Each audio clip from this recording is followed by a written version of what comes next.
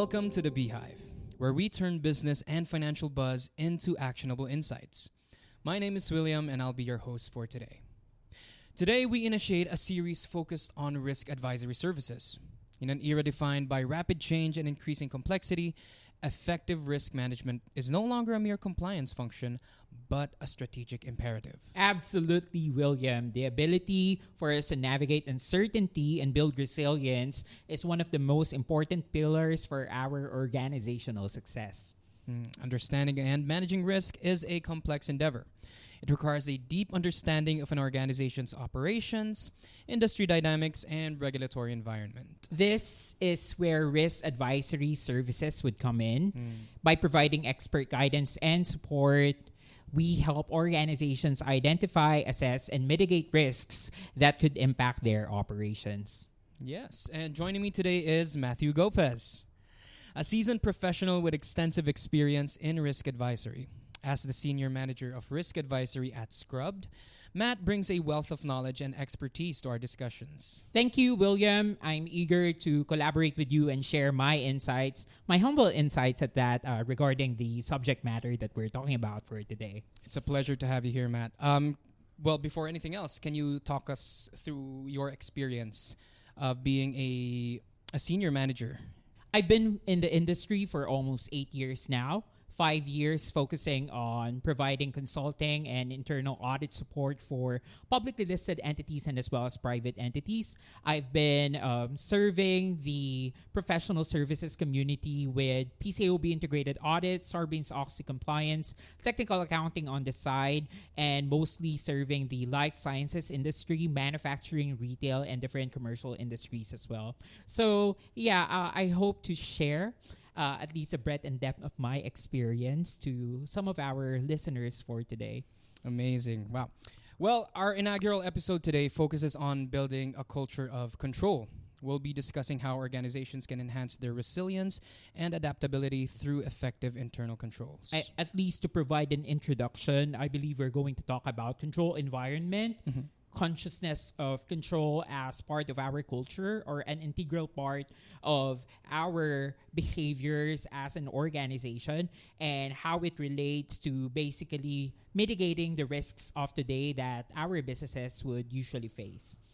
Wow. All right. To delve deeper into this topic, we've invited Jizzalyn Cruz, a risk advisory expert with a proven track record in SOX compliance audit. I'm excited to learn from Giza what is currently the trends and setup or status quo of our companies in terms of their acceptance with internal controls as a concept of the business.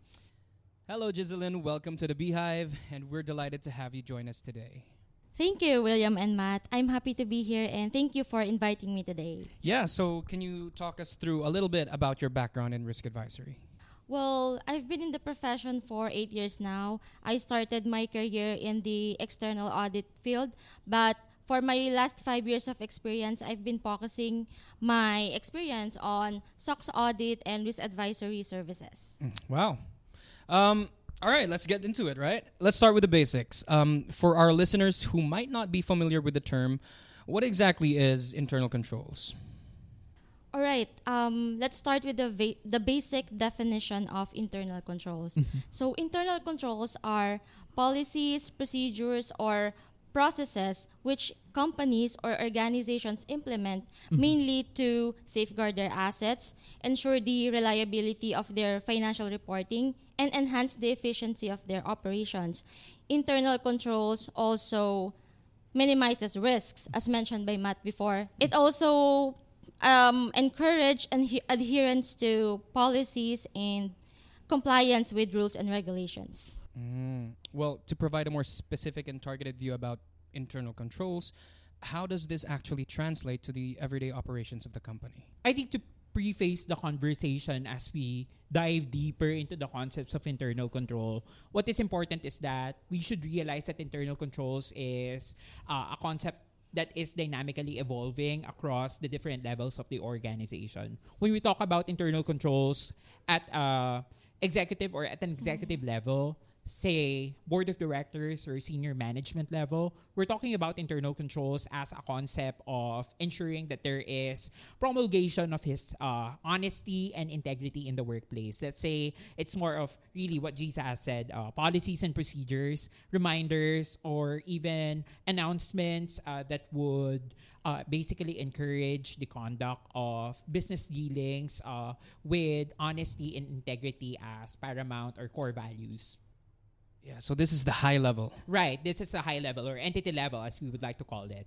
And then as we go along, as we go down to the different functions, different reporting lines, let's say supervisor, staff, manager level, and different functions such as operations, finance, HR, and IT, we dive deeper into the process level of internal controls, even at task level. We're talking about segregation of duties. We're talking about basically safekeeping of our assets, related party disclosures, identification, and other concepts that might be specific towards the nuances or like the particular specific activities that are surrounding that particular department. So we are talking about process level tasks.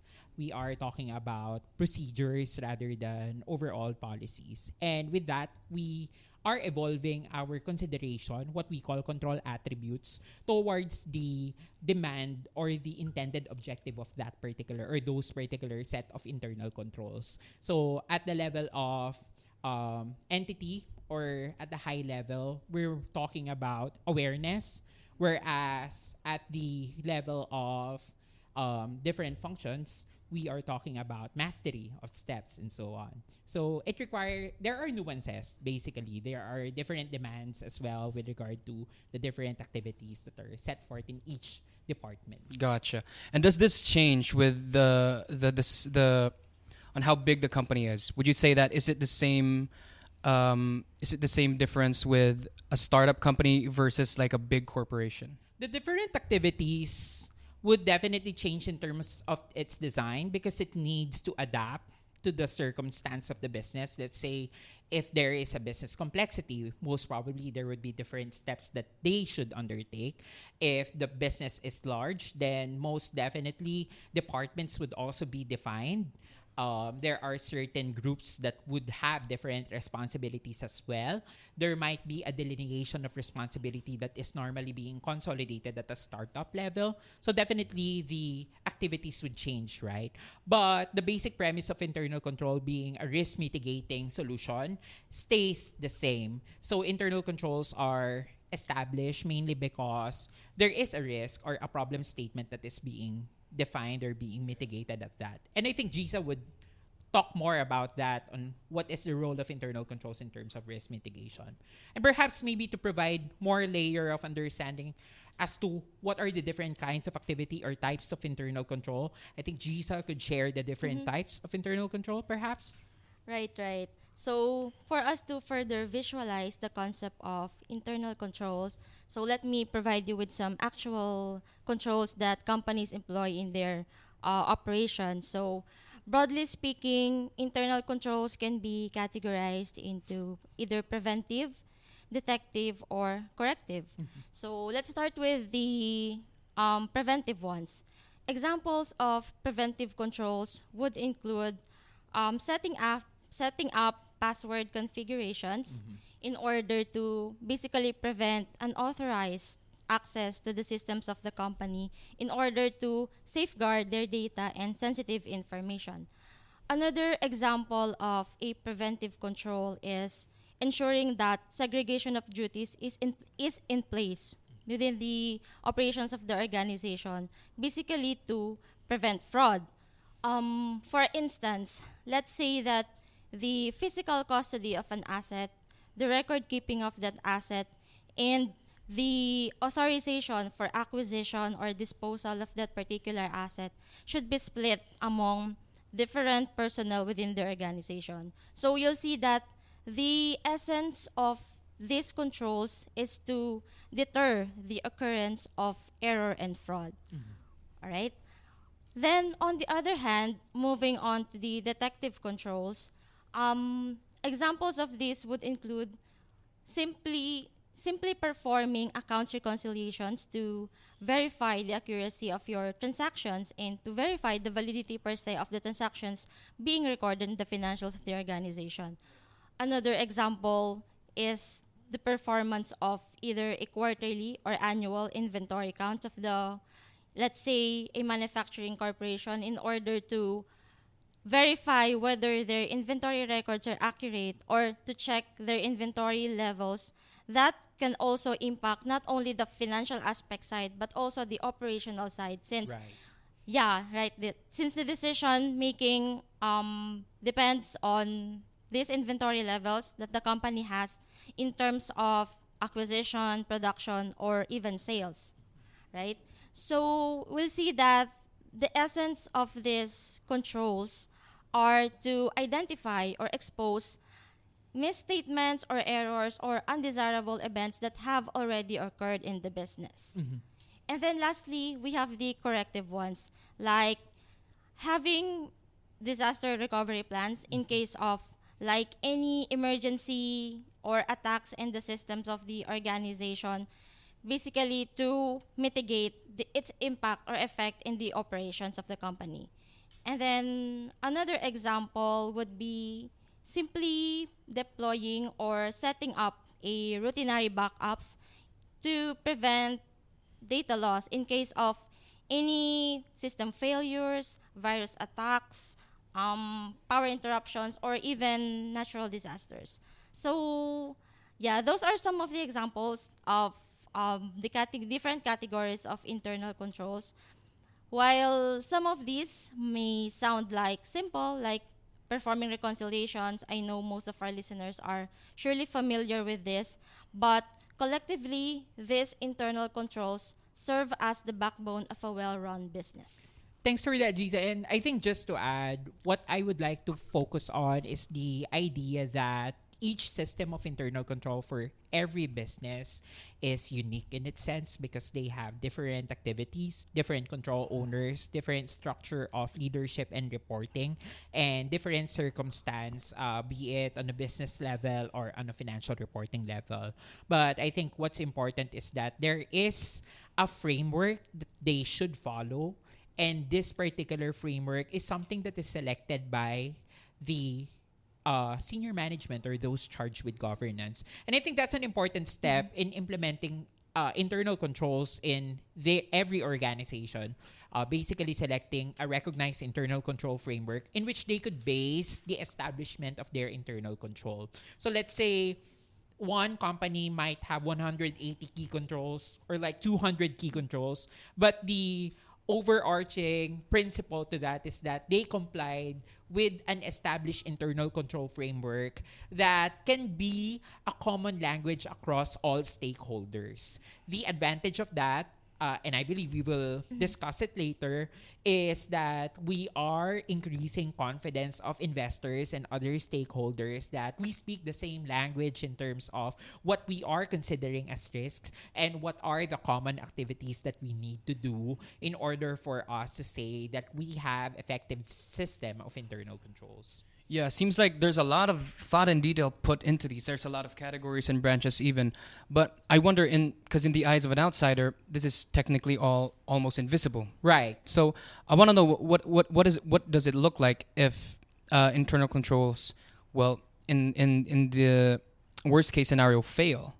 I would say that the first failure that we are actually experiencing in terms of internal control is lack of a strategic focus in terms of employing or understanding the implications of risk in general and understanding that internal controls could actually help us achieve the objectives of the business. We're so focused with internal controls, or we're so focused with our activities per se, to achieve our objectives, that we only ask the question, what should go right?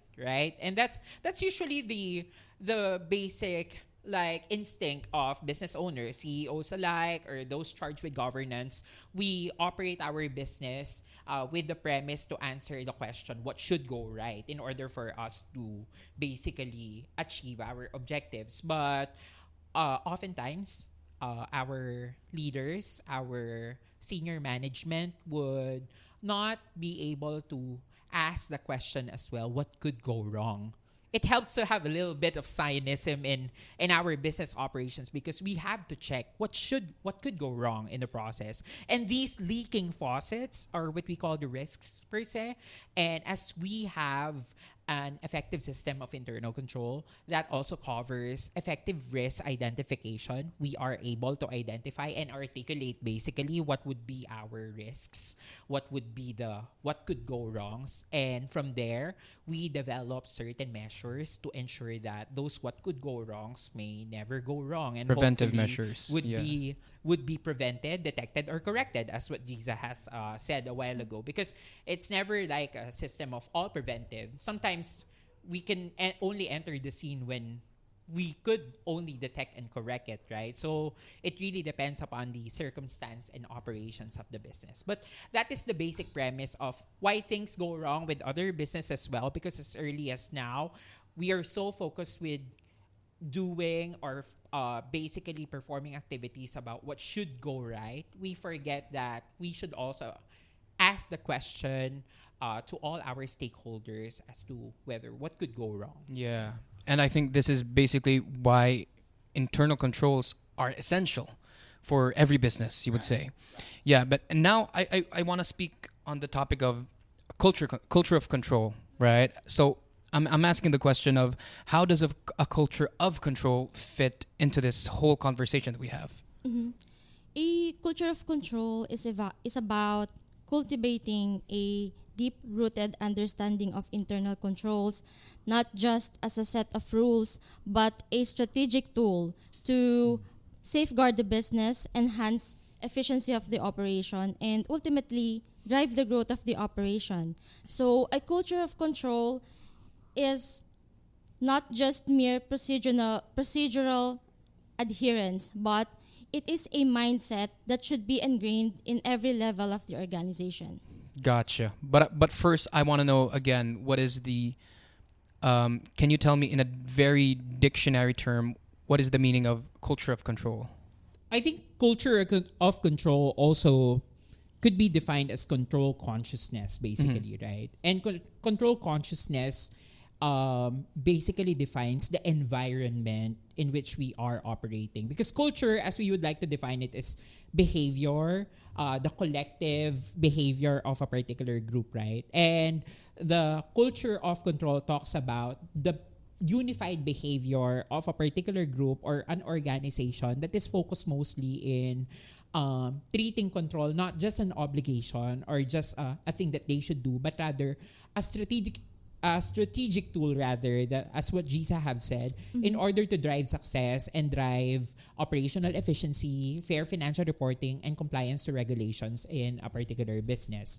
And control consciousness always follows risk awareness. So for as long as the organization basically has best practices or effective practices in terms of identifying, prioritizing, and responding to risks, then most probably the practical solution to that, or the practical next step to that, is that they employ a system of internal controls and they train themselves to foster a positive culture of control or control consciousness, per se. So it's the environment. Right. It is an environment. So, Giza, you have said that it's a mindset that should be ingrained at every organizational level, right? So even up to the rank and file employees of the organization. Does that include them, or? Yes, definitely they include them. Employees from top management up to the frontline staff or the rank and file employees of the organization should grasp the significance of their role in preserving the integrity of the operations. Employees should be empowered to contribute to the control framework and identify risks, suggest improvements to the operations, and own their control responsibilities. This additional ownership fosters also a sense of sensitivity, accountability, and responsibility at each level of the organization. And why is that? So you're saying that there should be an active participation from all levels, right? And is that pivotal to the need of a culture of control? Definitely. Because a culture of control ultimately is a unified commitment to risk management.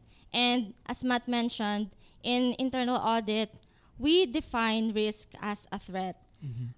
These threats are either events, actions, or non-actions that adversely affect the organization's ability to execute their strategies successfully and ultimately achieve their business objectives. So a culture of control is about embedding a proactive risk mitigation mindset at every level of the organization, where employees are more likely to be proactive in identifying risk and responding to them. Well, that's a lot of stuff to think about, especially on a in a deep level manner, right? So, can you try to condense that? Like you're speaking to a 7-year-old, like you're speaking to me as a 7-year-old. Is there a more basic manner of explanation for that? I think I've seen a video in LinkedIn about the concept of risk management in general. There was a kid, and that particular kid is on top of the bed. And the bed is like, I think 3 feet tall. And then the kid is not tall, right? So he's just a teeny tiny baby, teeny tiny toddler. He's about to go and try to check whether he could jump. He could probably step down from the bed. They say that that particular step of trying to assess whether they could just stand, hang at the edge of the bed or on the edge of the bed, and then try to check if they could basically like reach the floor by extending their feet. That's risk mitigation or risk management in general. They're trying to assess whether, am I gonna get hurt? Am I gonna get injured in the process of me trying to go down from the bed, right? So the objective is to go down at the bed. The risk management there is trying to assess whether I could get hurt in the process of going down. And the control activity there is the step that he would probably do in order for him to successfully go down and achieve his objective. Yeah, am I going to put a pillow there so that I could jump and so on? So basically that particular thought process, it happens from one process at every department, at every function that there is. And those particular thought process, I assume there would be hundreds or thousands of them in a particular organization, would basically paint the picture of how effective your internal controls design would be. And the challenge there is for us to consistently perform that. That's why it's important for us to document it through policies and procedures, because as we articulate our control design, it's also important to ensure that it is implemented across and it is consistently applied as we have eventually or originally designed it to happen. Well, it sounds to me like this is not a static concept, no? But it's a dynamic force that drives continuous improvement and sustainable success. It definitely is a dynamic force, Giza, no?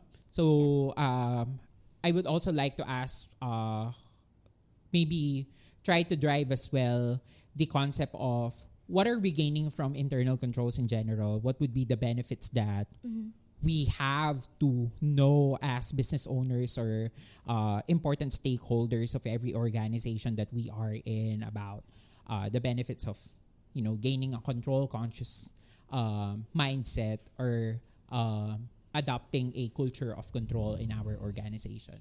Giza, we've talked about all of the concepts regarding internal control as a risk mitigating action or solution, but I wanted to focus on how are we going to set up internal control and the benefits of adopting a culture of control in every business or every organization? Well, the benefits of implementing internal controls would also be related to the objectives of the internal controls itself. So, a strong culture of control can first and foremost enhance the efficiency of the operations. It can mitigate risk. It can enhance the accuracy and reliability of the financial reporting. And in relation to that, it can also boost the morale of the employees. And importantly, it can enhance the reputation of the organization. All right. William, I think you have a question regarding challenges, or what is your takeaway with regard to, the benefits of internal control? Yeah, because even though there are great benefits, we know that implementing a culture of control, isn't always easy. I want to know, what are some common challenges businesses face, and maybe how can they be addressed? Yeah, so implementing internal controls can really be a hard nut to crack. Some of the common challenges faced by organization is lack of employee buy-in, resource allocation, and basically employees not being aware what is the importance of internal controls itself. So to overcome these challenges, it is essential to communicate the value of implementing it per se to the employees of the organization. And then we need to involve the employees as well in the implementation itself and provide them with the proper training and support so that they can be successful in implementing it. And most importantly, for our top management or our top leaders to really lead as an example. I think to double down on the message of Giza as well, the risk management and internal controls is highly dependent on creative resource allocation. We know that resources are finite because of money, time constraint, and as well as human resource constraint. We could only have so many people to perform some internal control activities, right? And the concept of us doing risk management or risk advisory in general is to make sure that we are allocating these resources to the things that should matter the most in every organization. But I think the most important problem that we should face is basically the resistance of our people towards change, and as well as the lack of interest for people because they don't understand not only what is currently being implemented but how it is going to be implemented and why is it being implemented. So the messaging towards articulating the value of implementing internal control is a primary activity that should be focused on and invested by the organization. And just like what Giza has said, some of the solutions really would include resource allocation even at the awareness level and making sure that our top management has the front face towards implementing these particular steps. Amazing.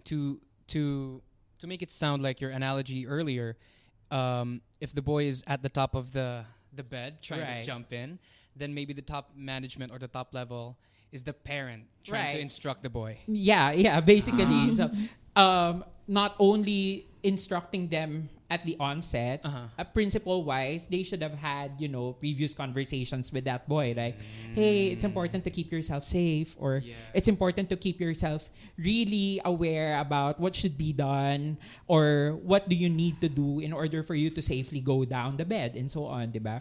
I love that. So, well, that's good and all, but how does I want to jump into the next topic, right? So I want to know, how does building a culture of control contribute to future-proofing a business? Because you talked a lot about how important it is and how pivotal it is actually in running a business, from top management up until to rank and file. And so how does this contribute to making your company so much better in the future? Well, let me start the discussion for this topic. So the current business landscape is marked by increased volatility, uncertainty, complexity, and ambiguity. So a culture of control is really essential to navigate these challenges and for businesses to thrive. By fostering a culture of control, businesses can proactively manage and mitigate risk. They can seize emerging opportunities from the market and build a resilience in an ever-changing environment. A, con- a strong control environment empowers employees and leaders to make sound decisions and set a solid foundation for future growth, success, and resilience. Wow. So that's a very compelling argument. I think it's clear that a culture of control is no longer just about risk mitigation, but it's so much more than that. It's about empowering organizations to be proactive and agile, all those things. All right. Yeah. All right, moving on to our next question. All right. We've talked about benefits. We talked about challenges. Yeah. Now I think it's time for us to give a little bit to our listeners about what would be our sound advice for them as next steps that they could do in order for them to succeed and in order for them to incorporate the concepts of internal control to future-proof their business, Yeah. right? So what are the best practices that maybe we have experienced in the past or we usually provide our clients that they should do? Hot topics perhaps of some activities that, they should look into before going down to the hygiene details of what internal control should be in their organization. Right, right. So here are few key recommendations for best practices of implementing your internal controls. So first is to regularly perform your risk assessment. By knowing the risk landscape of your business, you're able to prioritize Key you're able risk, to right? prioritize key risk, yeah, and implement control activities to mitigate those and efficiently allocate your resources to prioritize those risks. Right. Next is to Wait, let me stop you right there because I want to know more about how regular should that risk assessment be performed. Should it be performed at an annually or maybe monthly, quarterly? What would you say is the best way to go about this? It's an iterative process, right? At every step of the way, we should assess the risk. The formal risk assessment, though, could happen on an annual basis. Normally, firms, either listed or privately owned, they do have a session with their board of directors that they do discuss business risk, financial reporting risk, regulatory risk in general, which risks are applicable, what is the heat map or heat rating of those particular risks, which risks are critical, which risks could take the back seat perhaps for this year because it's a risk that is assessed to be low in terms of probability and low in terms of magnitude or impact. But normally we do advise our clients to perform it on an annual basis at least. If we are seeing different changes or like multiple and significant changes in the business landscape, let's say we are experiencing a significant overturn in the industry, then most probably what we are going to recommend to them is that they perform it on a quarterly basis. And does that happen always? Does that always happen? Well, the changes per se is not usually happening, but it's important for us to be mindful or cognizant that business changes could be introduced, not only by the industry but also in the world in general. Political changes could happen. These particular risks are being considered in our risk assessment. So if we are anticipating or not even anticipating, if we are just, making sure that we are at least lukewarm to the idea that there is a business change or there is a change that would happen that would impact our operations, then we must consider it, identify that particular change, and discuss it accordingly. Communication should happen all throughout, and I think that's the primary principle that all leaders should follow in every organization, that whenever there is a business change, documentation of that particular discussion must happen. And in documenting that particular discussion, we are also inspired to follow a scientific method of discussing the impact of it and how should we respond to those particular risks. Yeah.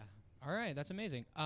So moving on to the next best thank you practice. for that additional information, Matt. Appreciate that one.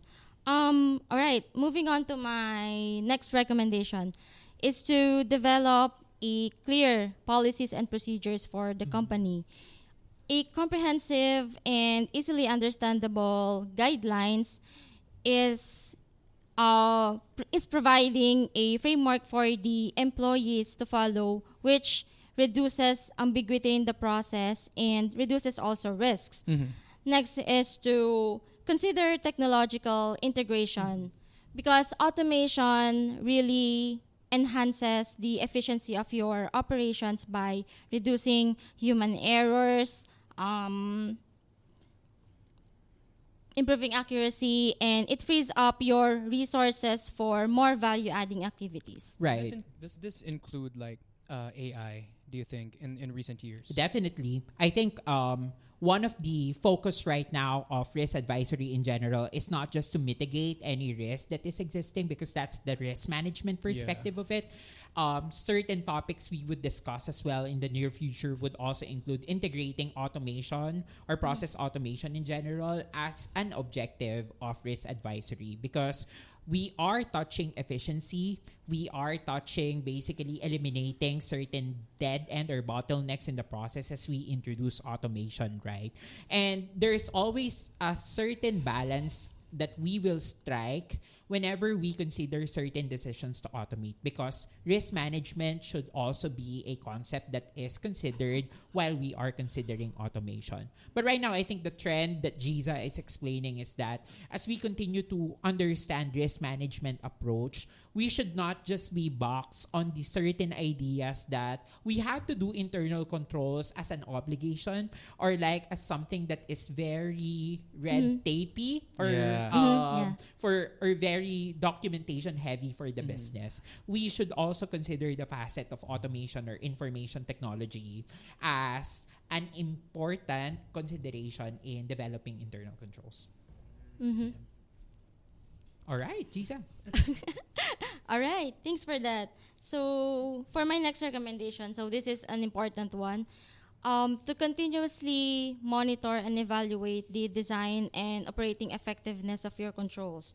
So this includes using key performance indicators, performing regular or annual reviews, and analyzing your data to identify patterns and trends.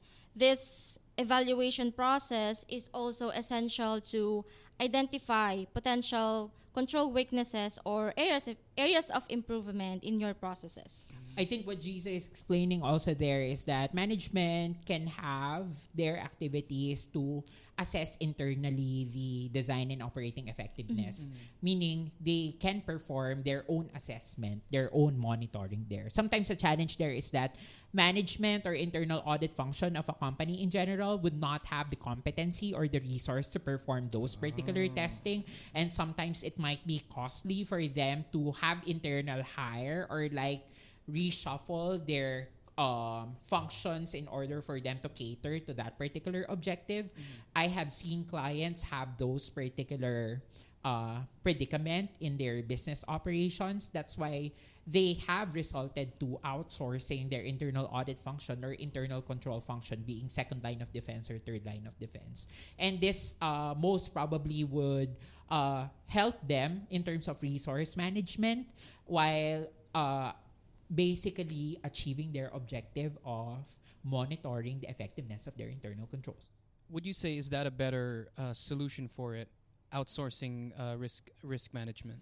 It's not a one size fits all solution, but it's definitely a solution that they can assess to be effective, because if they have the resources and they have the competency, most probably a vetting process of their management assessment is what is just needed. But if they really have a challenge in terms of employee turnover or like resource management, being that all of them are preparers and nobody assesses the compliance to certain regulatory requirements regarding internal control, or even just the operating effectiveness of their internal controls, then definitely outsourcing or co-sourcing these particular functions, either at second line of defense or third line of defense, is something that they should take a look into. Yeah, so this monitoring and assessment that you've said is on the management level up. Yes. Is there any process or anything that rank and file level can file? Right. While the monitoring rests with the ultimate responsibility of management, be it at the internal controls department or second line of defense, or at the internal audit department or third line of defense, they could always utilize resources under the rank and file in order for them to perform their testing, such as performing the usual validation or performance of review procedures that is ultimately done by management in general. So there is a mix of resources that internal controls or internal audit could actually utilize for them to achieve their objectives of monitoring not only the design effectiveness but also the operating effectiveness of their internal controls. So basically, it's continuous support to management. It is a continuous and as well as a holistic support to management assessment. Yeah. Gotcha on that one. Right. So I think, is there any more best practices that you can give us, Jizzalyn? Yeah. For my last key recommendation for best practices is to tie the internal control performance and control effectiveness result to basically performance management. Oh, that or is great. That is great. rewards or incentive programs of the company, right? Because recognizing employees who demonstrate strong control practices can motivate other employees as well and can further motivate desired results for internal control implementation. Can you? This is a very nice best practice, but can you concise it more into the analogy earlier, wherein the boy jumps from the bed? How would this best practice develop into that analogy? I'm not sure if we could tie up different objectives for a kid. Most probably if the main incentive for the kid is basically to achieve its objectives, right? Defining that particular objective is important for different businesses. So let's say operations group might have KPIs in terms of operational excellence and as well as, let's say, revenue generation, for example, right? And management or top level strategic management could always look into developing a healthy balance of pushing for revenue generation and as well as compliance to internal controls that they have established in order for them to motivate and reward employees that are meeting both criteria. What we're saying is that as we continue to evolve the company's internal control policies and as well as consideration for risk management in general, maybe what they could do is take a look into what motivates employees to cover all bases. And that basis can be both revenue generation and as well as adherence to internal controls or focus on operational excellence, for example. And do you think that this key practice is not done enough by a lot of companies? I think it's done by a lot of companies which are mature because they are currently at a process of making sure that they are addressing crisis in terms of their processes. And normally that's a general flow of business expectation that coming from a place of immense growth, they are trying to stabilize their operations by addressing certain crises that they are facing due to changes. That's a positive problem, right? We just wanted maybe to educate our management or leaders of businesses of today to already consider internal controls in growing their businesses. As we continuously scale, we can not only focus on driving the growth of our businesses at the revenue side, but we could also make sure that we are taking care of the operation so as not to put our businesses at a crisis wherein we have to put out fires. So it's important for them to always understand these concepts hand in hand, that while we are driving growth, we can also drive standardization. We can also drive making sure that we are mitigating risk at every step of the way. So these best practices are a fantastic way to wrap up our questions. I mean, for our last segment, can you share with our listeners why business owners and organizational leaders should invest in building a strong internal control culture now? Right. Now is the time to shift our focus from what can go right to what can go wrong and Correct. start thinking that internal controls are not just compliance checklists, but they are the bedrock for a successful business. by implementing a control environment or a robust control framework, you are not just complying with regulations, but safeguarding your business reputation, protecting your assets, and optimizing your operations. So with this, I would like to invite our business owners and our organizational leaders to start identifying your organization's critical risks. Conduct a thorough assessment of your processes and your systems in order to pinpoint vulnerabilities and prioritize actions based on potential impact and likelihood of occurrence. And always remember that prevention is always cheaper than remediation. So now is the time to invest on employee trainings, leverage on technology, and foster a culture of control within the organization. By taking these proactive steps now, you are laying the foundation for long-term success and long-term resilience. Amazing. Well, we've covered a lot of ground today exploring the critical importance of building a culture of control within organizations. Jizzalyn, thank you for your time. You have provided us invaluable insights into the challenges and opportunities in this area. I believe our key takeaway right now is that it's clear that a strong internal control framework is essential for a sustainable success of business organization and any business organization at that. By establishing this particular culture, organizations can enhance their resilience, sustainability with their operations, and protect their reputation at best. All right. Yeah, so again, thank you, Jizzalyn, and thank you, Matt, for being today's guest of this podcast episode number 1. We hope this episode has provided you with valuable insights and actionable takeaways. And special thanks to our listeners for today for tuning in. We hope this episode has provided you with everything that you would need from us. And hopefully this starts a conversation with our listeners.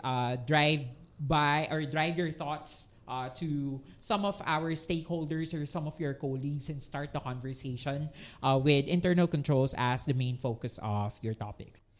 Be sure to subscribe to our podcast for future episodes where we'll continue to explore the world of risk advisory and delve into other critical business topics. Until next time, this is Matt. This is Jizzalyn. And I'm William. Thanks for listening. Thank you.